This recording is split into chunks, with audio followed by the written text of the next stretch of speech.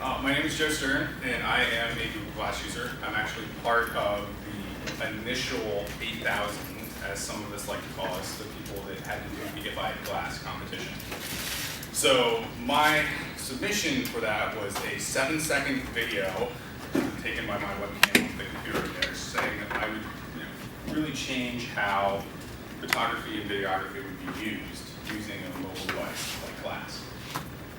Somehow somebody bought that, and they managed to send me an invite to become part of the Explorer program. Now, the Explorer program is not a cheap program to use. You basically get the chance, Google gives you the chance to give them money. Can you guys hear me okay? Yeah.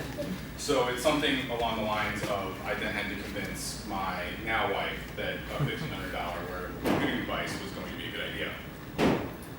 And just in case you guys are wondering how you do that, it's really easy. You just incorporate it in your future wedding. And the really cool story about this was when we first talked to our rabbi about incorporating it into our wedding, we didn't realize that she was actually going to ban any videographers, photographers 5 rows from the front. And the way that our venue was actually set up, we couldn't even get anybody behind there at all, which I think was also one of her worries, is she didn't want anybody really interrupting her. This ended up being the only way we could get footage that we wanted to. She was really weirdly kind of not receptive to putting a GoPro on her head. I don't know why. But from a wearable technology standpoint, Glass has really opened the world in terms of what you can do hands-free. And photos and videos is the main thing I'll be talking about today, and then I'm going to go dive in a little bit more to the actual UI functionality and the way the Glass is designed to do that easily. But yeah, so this is actually a clip from, it's a screenshot of, and this all the stuff I'm about to show you guys is either on my social networks or on YouTube. So if you have any questions or you're curious about the quality or anything like that, let me know now, let me know in the presentation, email me a week from now, whatever. So, and then the other cool thing about this is I do photography in my spare time. And sometimes, like this, where I'm actually capturing a surprise engagement, I can't have more than myself in a certain location because I don't want to give away that I'm hiding there. This Glass gives me an excellent opportunity to basically record and take some pictures. It's not a DSLR quality, but it's still something of something that I would need to have my camera just sitting on a ledge somewhere, which might give away that I'm up there, or not be able to capture this at all because I'm too worried of taking pictures. And so this was actually an engagement that I captured of one of my college friends and his now fiance at Cascadilla di Amorosa up in Napa. It's literally castle countryside. But it's something where we were able to give them both video and photography with not too much craziness in between. So, let's see. This is actually a YouTube link, so let's see if this actually wants to click on it. It does. All right. So I've been talking about it a lot. So what does quality actually look like?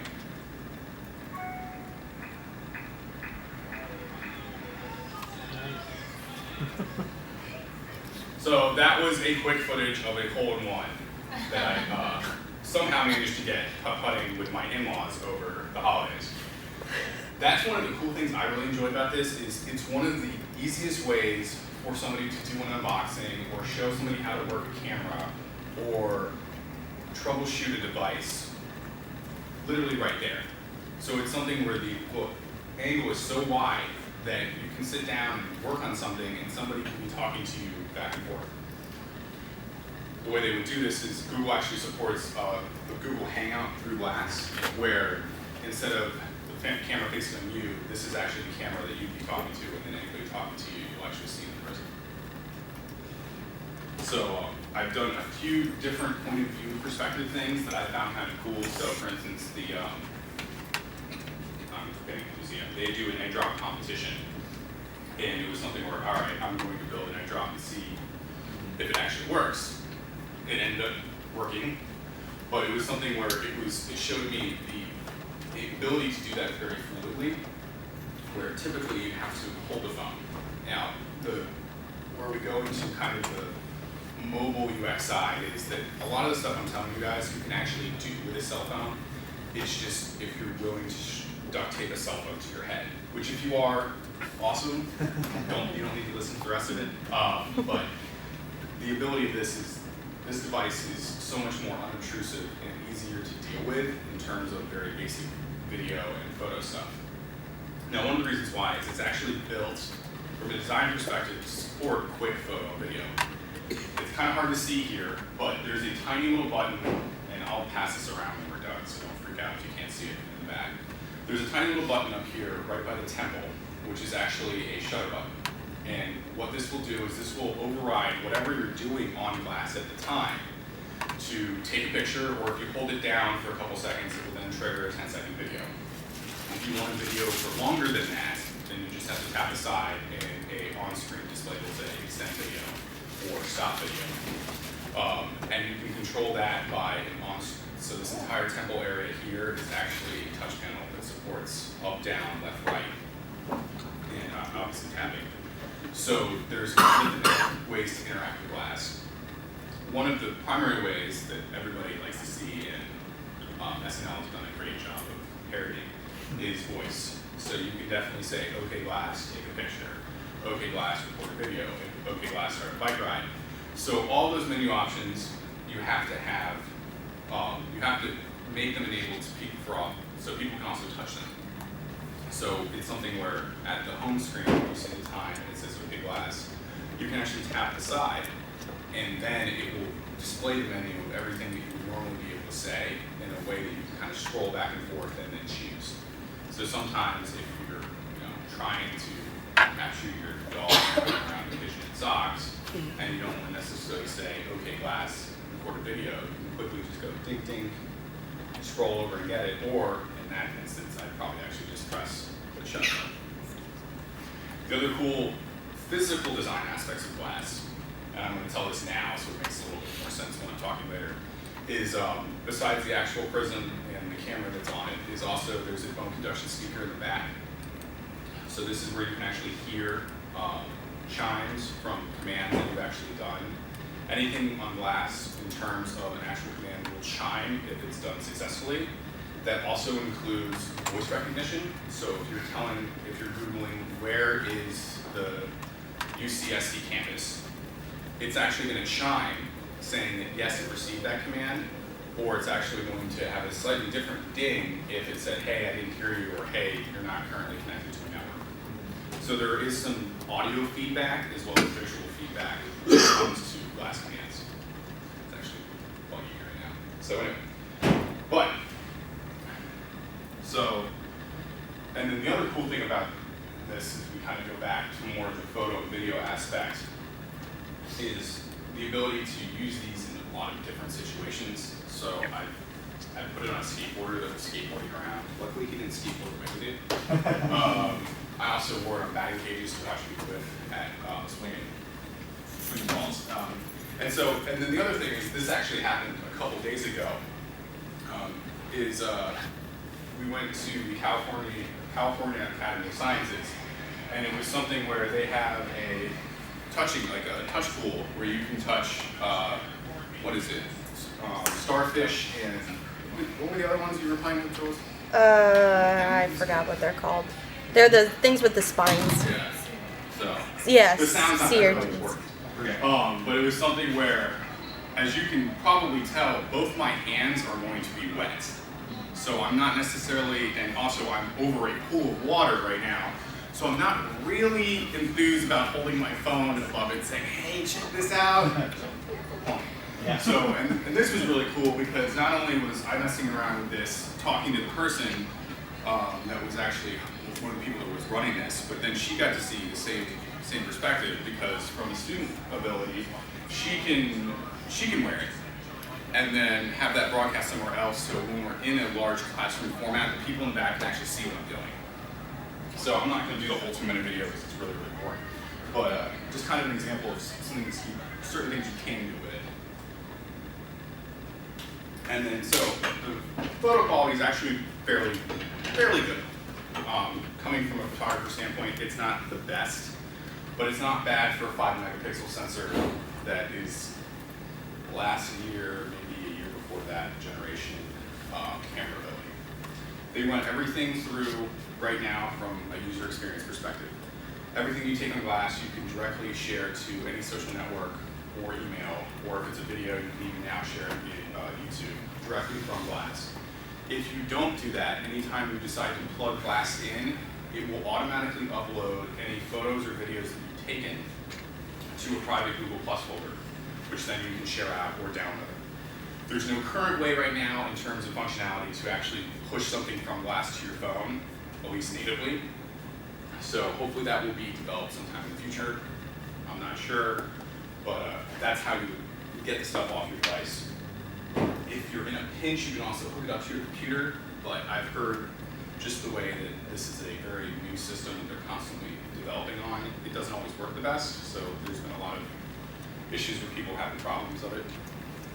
But the way that glass works in terms of the actual user interface, and I'm talking about this in very broad terms right now, I'm not showing pictures, and I'll explain why in a second.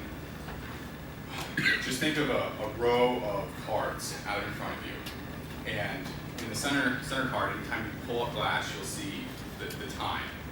Let's see if I can actually, I'll see if I can screencast this for you guys, but who's not playing ball with me today. But anywhere when you pull up glass, you'll see a time, and it says in parentheses, okay glass, take a picture. Or sorry, okay glass, and then you can say, okay glass, take a picture, et cetera, et cetera.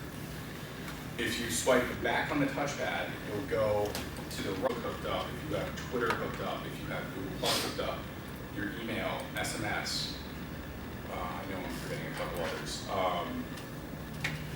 Stravia, hooked up. Anything that you interact with your glass, you're having stuff pushed to you, is going to show in a card. And those cards can be deleted, but it's basically showing you a linear progression, back in time of stuff that's getting sent to your glass or something that you're interacting with. So if you take a picture or take a video, the first thing you'll see when you're done is it's actually going to insert that picture or video in a card format into that timeline. And then as the day goes on, you may have tweets or something else coming in. Stuff will go in front of that picture that you took and will go off, and then eventually it will fall off the timeline.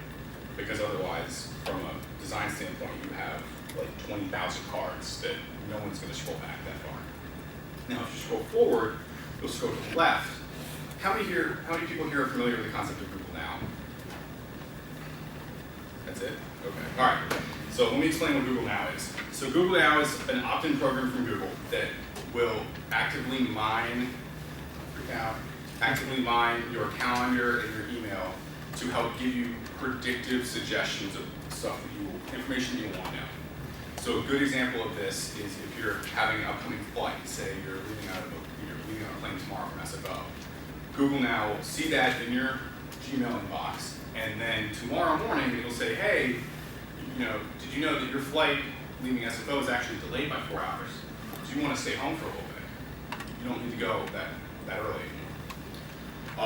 Or if you're going to your office the next day and traffic on 111 is terrible, it'll say, hey, traffic on 111 is pretty bad. Or if you're going to someplace like you've never been before, like me coming here today, I actually have that as a calendar invite, and I can immediately pop up that in glass and give you directions to where you need to go. So Google Now will do some of that. It will also give you heads up for people's birthdays, if you're trying to do Google Plus. It'll give you weather, it'll give you stocks. A lot of this is customizable on the web. So if you're running an Android phone that's anywhere semi-recent, it's been baked into the phone experience for probably a year now. Glass was one of the first devices that actually took it off of the phone into somewhere else. And I don't know, have you guys heard about Android Wear? Yes? Yeah. All right, so it's going to be basically the smartwatch version of, it's a smartwatch version of Google Now with a little bit more functionality baked in. And it's very similar to actually how Google Now works on glass, which is not a coincidence at all. I'm pretty sure that the Android team actually took a lot of that functionality for themselves. So the reason why that's kind of important is because I think that that's where the future of it is probably going, is that there's going to be right now, Glass has a GDK that is publicly available. You guys can actually download it, and if you guys are interested in downloading that, let me know. You have to go through Eclipse to get it. It's kind of convoluted, but you can get there. And so there's, it's their version of an SDK. So they don't call it a software development kit, they call it a Glass development kit. I don't know why. But that's their version of a software development kit. Now the reason why they're doing that is because interacting with Glass is a lot different than a typical cell phone process or desktop process that we're used to. Almost everything that comes to Glass needs to be cardified. And what I mean by cardified is that if somebody showed you a website with a bunch of text on a display this small, you'll probably go cross-eyed trying to read it. So the goal for cardifying it is kind of breaking it into bite-sized chunks, or depending on what format it is, making it something that makes more sense. So if it's a weather format, you don't want to necessarily see it in text, but you'll just want to see, hey, here's the sun, it's partially cloudy, high of 72, low of 52, 0% chance of rain. So that's what the Mirror API right now is doing with all the information that you're going out to get from the internet. So if you're Googling what is the weather in Santa Clara, it will come back with that information, typically like a weather.com website, but then the Mirror API will actually cardify it before it actually hits your device. So that way it's just something that it's easier for people to read and understand. That being said, you can definitely view websites on Google Glass. It's entirely possible. It's built-in functionality out of the box. You can touch the side to look around. It's not fun. I don't recommend people do it, but it's definitely something that you can do. So here's some more pictures that I've taken. And so here's actually an example up at the very, very top here of the advantage of having the photo part trigger whenever you want. So right up here, this is a picture that I mostly cropped out because it's boring, is what they call a visionette feature. So anything that I'm looking at on Glass, at any point in time, if I'm looking at something, so this is actually a Google Now card for a flight. If I press the shutter, it'll take a picture of whatever I'm looking for, and it'll give me an option to create a visionette, is what they call it. And this is only available when I have my glass on looking at something beforehand. And if I do create a visionette, it will automatically overlay what I'm seeing in my glass into a photo of whatever I'm looking at the time. So a lot of people do this just to, A, show what it looks like in somebody's field of view, but it also kind of gives you an example of if you're doing something important or if you're late, it's another way to kind of overlay information onto an image. All right, so there definitely have been some disadvantages of using Glass, and a lot of them, I believe, revolve around the concept of they're devices that are very hard to get people's hands on, and there's not a lot of people that can talk to them right now. So a lot of misconceptions are rapidly cropping up. How many people think I'm recording you right now? Anybody? Anybody? Okay, sorry, you're wrong. That is absolutely positively incorrect. It is not a light logger, it's not on all the time. The battery life on this prototype device is actually, for video, terrible. They say about 45 minutes in here. I've gotten about an hour out of it tops.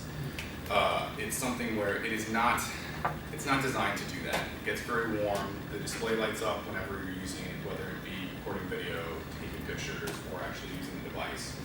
So, as an example, I don't know if you guys can see it from back here.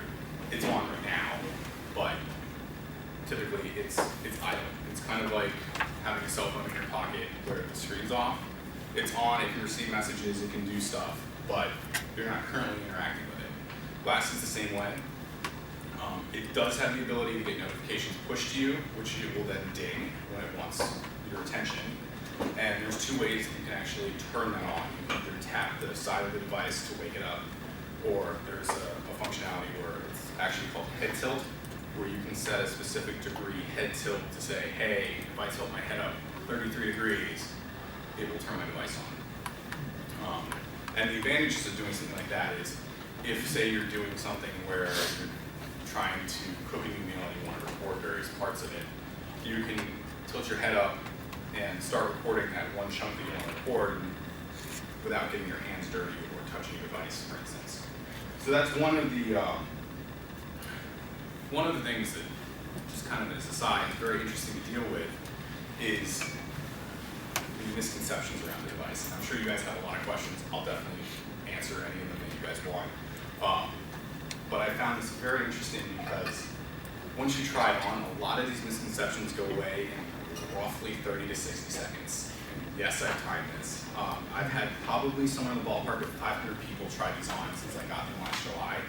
And these are people that stop me on the street, in the elevator, or wherever.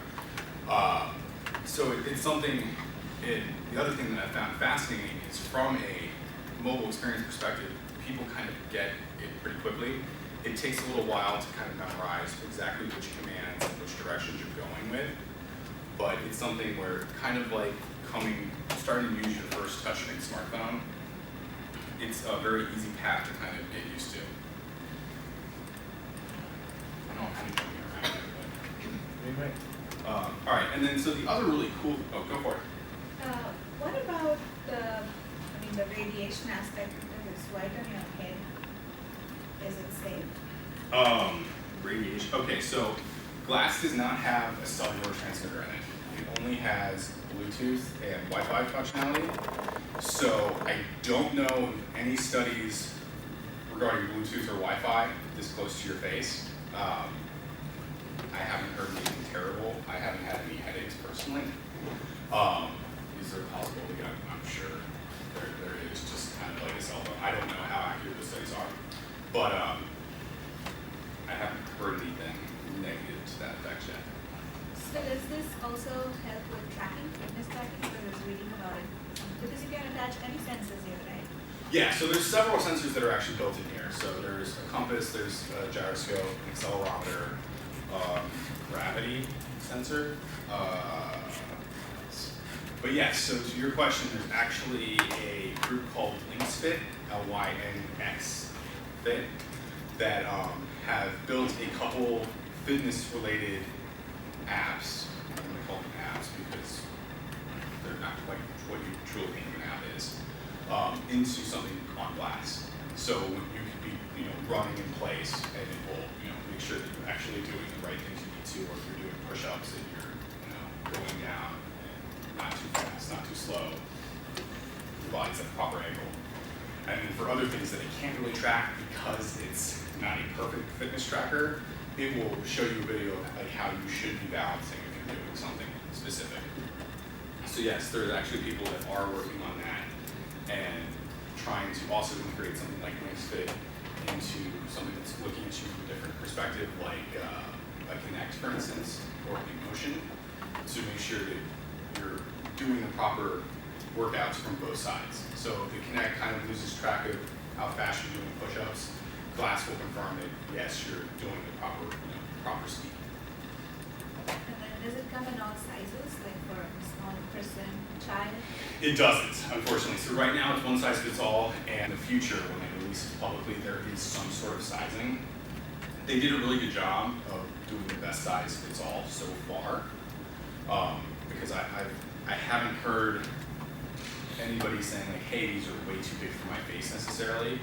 But the caveat of that is if it's not a perfect fit, then the bone conduction speaker is not going to work right, because it needs to hit on a certain part in the back of your skull.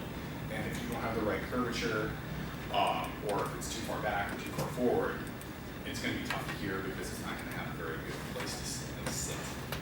Well, wouldn't that just be a matter of like looking at different like materials for that part of it, so you could actually, it has flexion, so if you push on it, it's just like a cuff or a bracelet. It's like you can mold it to your head. I mean, that would just be a materials choice, and you could hold all the batteries and the function and wrap it. Or in a lot of sunglasses or eyeglasses, it has that ability to like flex right at the. Right, absolutely. So the funny part about this is also the part where it breaks the most. A lot of explorers, the case they gave us initially was kind of not great. A lot of people made their own because for this titanium band ends, all you have is plastic. So a lot of people ended up snapping this because they weren't aware that like it doesn't flex. Oh, titanium is brittle, right? This one's fairly flexible. Like whatever composition they did here is fairly flexible. It's something where you can do a lot with it. It's just that when you have something pushed, when you have this So you do base. similar materials. Yeah. So you have a very stiff material here, and then you also have a very unflexing plastic. So it broke a lot here. So the version 1.2, as Google calls it, or version 2 as the explorers call it, everybody that got glass within the last part of 2013, before they opened it up pretty wide, had the chance to exchange it for a newer version, which had some upgraded internals, and then they beefed up this part right here. They made it slightly thicker, which got a lot of people kind of angry because it's kind of uncomfortable. But it's something where, yes, I think that in the future they'll need to have this flexing or extendable or retractable in terms of physical design to make sure that it fits in people's faces. The other really important part about this is that you can also unbolt this band right here and put a pair of titanium glasses on it instead, which a lot of people have done, especially if you don't like wearing contacts or you just prefer glasses. That's also something you can do. But very quickly, one of the cool things I definitely love about the Explorer community is the hackathon / desire to help everybody. Right now, if you put anything on My Glass store, which I'll show you guys in a second, you can't charge for it. So a lot of people are just kind of testing out different services, or they're linking to an existing service that they have on a web or a mobile device, but using a free version. So a great example of that is, has anybody here heard of WordLens? So WordLens, for people that haven't heard of it, is you aim a phone or glass at something that's in a different language, and it will translate it for you on the fly. So WordLens has a paying app version on Android and iOS that's been doing great. They couldn't pay to do this; they just did a free version on glass, and it actually works phenomenally. So it's a great thing if you're traveling to a country where whatever they're speaking is not your native language. You can use glass, obviously provided you have some sort of internet connection, to help you get around. So yeah, so this the community around this is really cool. We have somebody right now working on a mobile app called Notifier. This is big, and does a lot of hackathon stuff in the area. And this allows any notification to come to glass, and you can actually whitelist what you want to see on glass and what you don't want to see on glass. So back to the wearable platform. So this was actually announced this past week. I screenshotted this from the wearable website, so it's not my own photo. But the reason why I'm bringing this up is there's a lot of us in the Explorer community that believe this SDK for wearables is actually going to eat everything that glass has currently been sitting on, because it's very similar. The interface is almost identical, without a little bit of color, obviously, to what you have on glass right now. So it's something where I wanted to talk a lot about the interactions that you have with glass and how it's looking, but there's going to probably be a ton of changes in the next 2 or 3 months regarding glass and Android wearables, because there's no reason for both of them to coexist at this point in time, and because Android wearables is designed to be on a variety more devices, it sounds like it's going to be Android wearable SDK on glass just for the glass flavor of it, rather than the glass having a completely separate GDK API. So do you think that after the watch comes out, that there might not be used for glass as a use case? So I think, honestly, I think that the use case for glass will stay the same, but it's going to become slightly more fringe. So a big complaint I've gotten about this is that they're ugly, they're uncomfortable. If you already wear glasses, you may not want to wear these instead. If you don't wear glasses, you may have no desire to wear these at all. So I think that from a Google Now perspective and a different interface perspective, this will allow a lot more people to be on that platform and to get used to that kind of interface. Because this interface is very, very limited in what you can do.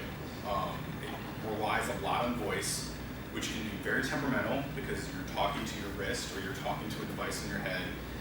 But either way, you're talking to something where somebody across the room won't necessarily be able to see if you're going crazy or you're talking to yourself or talking to device. So I think that this is where it's going to be kind of interesting to see how both of them merge in terms of functionality. A lot of the way that this works was pioneered by the Glass team doing monthly updates for the latter part of 2013. So I'm actually very excited about this, and it may be redundant, but I'd love to have one of these watches just because I'm very curious about how they're going to make this look different than Glass currently is. Just to clarify, the Google Now, that's the back end software, or that's the experience at the front end, or is there a So differentiating? I would say for Glass, it's a companion, just like it's on a phone. Right. For the smartwatches, it's probably going to be the front end. Okay. It's probably going to be the main way you interface with it, because especially with these, unlike the Galaxy Gear or anything else like that, they're very tightly constricting what you're allowing the person to do. There's no cameras on these wristbands. They're really not designed to have crazy apps using them necessarily. Not to say that you couldn't do it, it's just that the use case for it is going to be tougher on this than on Galaxy Gear or a phone. There's not as many buttons, there's not as many sensors, the battery life isn't as good, so there's a lot of trade-offs that people will have to decide on does it make sense for me to have this app on this device, or is it better suited for a smartphone? Alright, and then I hope they just come out with a dog-friendly version personally. Anyway, so that was my talk so far. I know I kind of rambled back and forth because I'm excited and I get easily excitable. But what kind of questions do you guys have? Who wants to try it on? Go for it. I want to try it on Another because I question want to for check you. out the peripheral. What is your peripheral vision? Because I wear glasses, but I wear contacts, and I hate wearing the glasses because the frame now is, I'm so aware of it. I'll wear sunglasses, but that bar is so big. How do you feel about having So, if it was down on my face about here, which I'm wearing these incorrectly right now, so don't freak out, I would say that it's pretty visible. It's designed to be a little bit higher up on your face.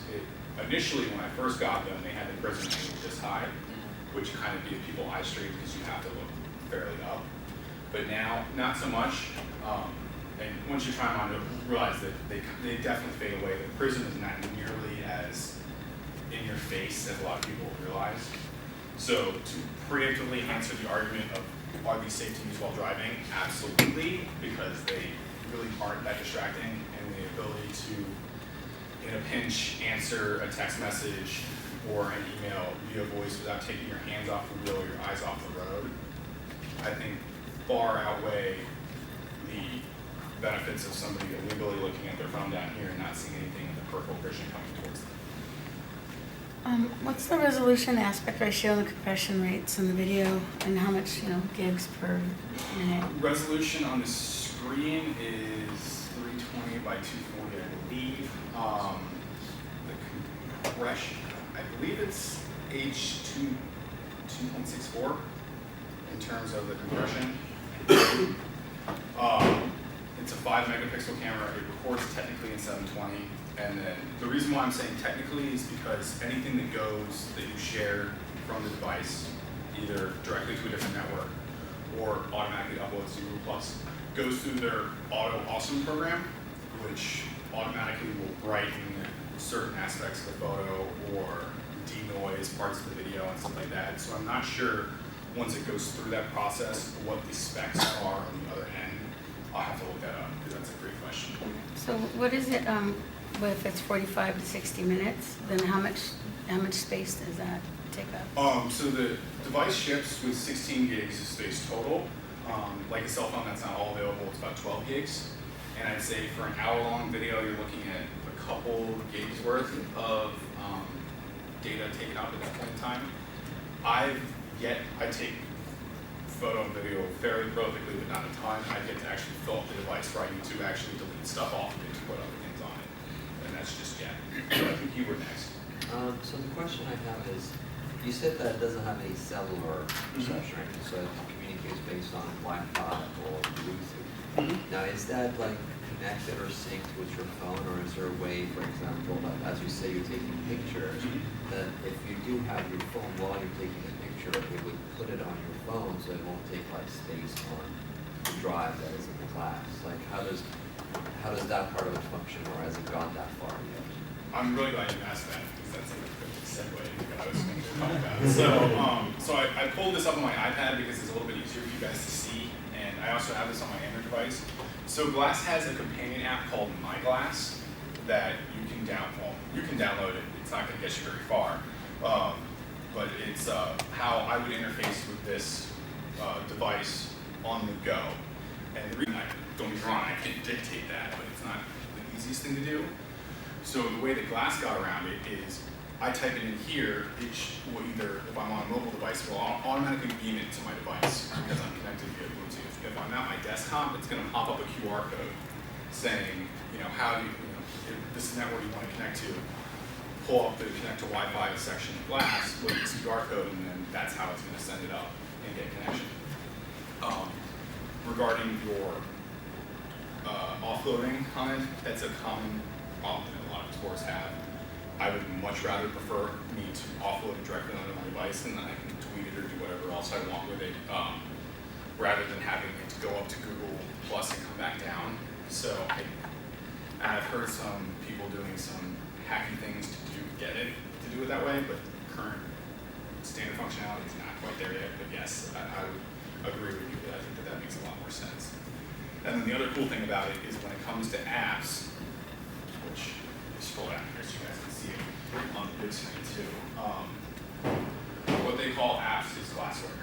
And as you can see, they have a bunch of different options here that you can use to have on Glass. And some of these are just Mirror API, so you have to have internet connection to use them.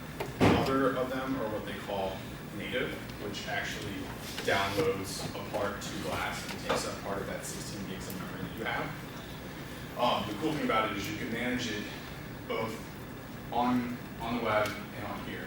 And they try to actually mimic, they just changed the design of the web a little bit, but it looks very similar to what's on a mobile device.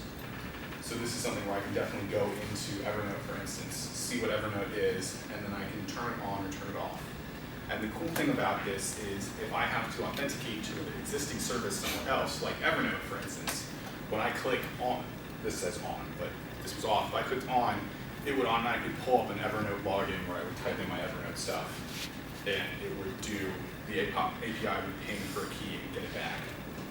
So that's how they integrate with something like Facebook or Twitter or Google, is anytime you need to authenticate with an outside service, the Mirror API will actually do it for you, either on mobile or on the web.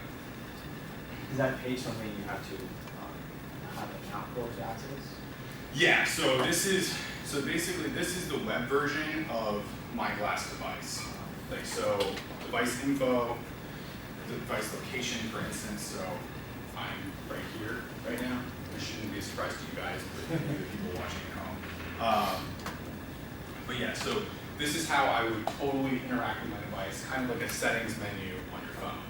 Now, Glass definitely has a settings menu that allows you to turn Wi-Fi, Bluetooth on and off, connect with different things, reset the device, show you a very cool photosphere Easter egg.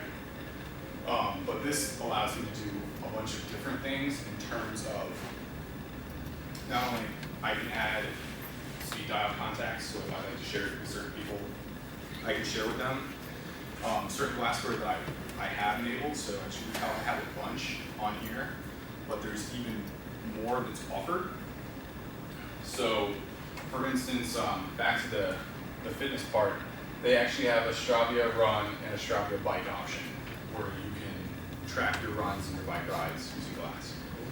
Not the most intuitive way to do it, speaking from a guy that is a Nike Plus fan for many, many years. But anyway, and then you also have links to, which I was just talking about as well. Google Hangouts, WordLens. You can buy headphones and put it here. You can use Google Music, if I can get that out, to do stuff. And then other articles that are posted up. Concur, for instance, if you're doing expense tracking, which was ironically probably one of the best reasons you have a camera on your phone for expense tracking. But yeah, there's a ton of stuff that you can do on Glass in terms of glassware or applications, however you want to refer to them. But the really cool thing about it is from a experience standpoint, this card's gonna look the same here as it does on a mobile device. And can you maybe just do a little walkthrough, maybe clicking on this interface? Oh, sure, absolutely, yeah. That'd be great. So let me do one that I am not. And do students need to buy a Google Glass which accesses, or they can just sign up for a free account?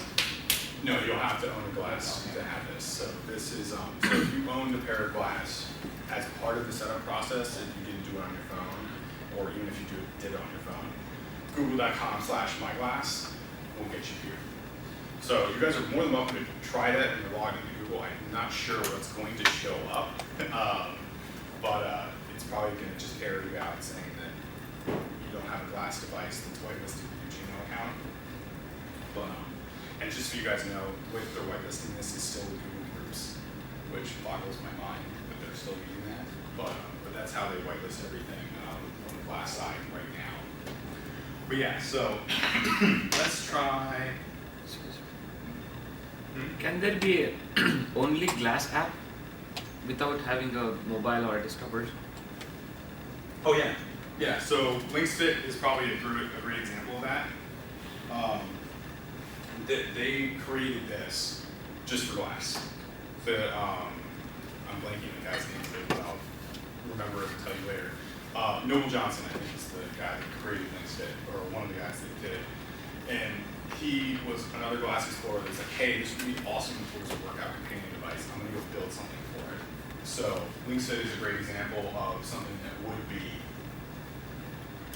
a glass-only thing. Now, in time, I think people are building some back-end functionality from a desktop side in terms of risk management of the application and all the data that it's collecting.